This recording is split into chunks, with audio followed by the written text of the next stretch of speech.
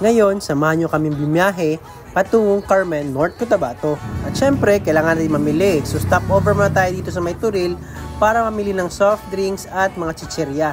Pati na rin ice. Sa pagdesisyon na namin bumiyahe ng gabi para iwas traffic, smooth ang daanan, and syempre, hindi mainit. Yun nga lang, paano magiging smooth ang daan na sobrang daming daanan o kalsada na sinisira at inaayos. Yung mga nakaraang buwan, okay pa man yung kalsada, walang sinisira.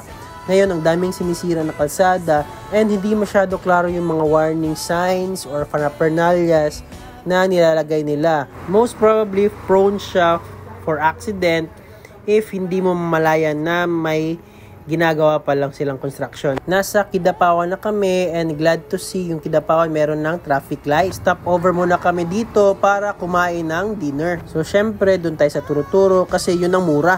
As usual, medyo nahirapan kami pakainin si Maya kasi gusto niyang maglaro at tumakbo. Madali lang kasi ito siyang madistract pag nakakita ng aso at pusa.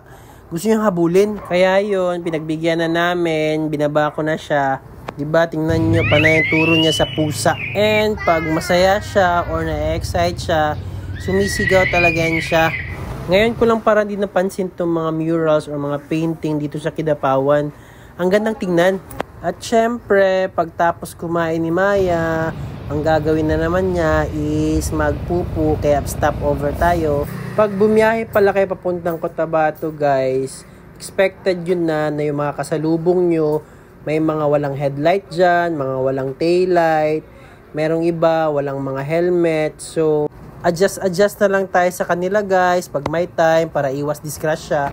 Sa mga kapatid nating bumabiyahe din, please be sensitive din sa mga kaengkwentro nyo. Huwag kayo puro high beam. Alam nyo namang nakakasilaw yan. So, please, low beam din pag may time. Nakarating na kami sa destinasyon. Salamat sa patanaw. Bye!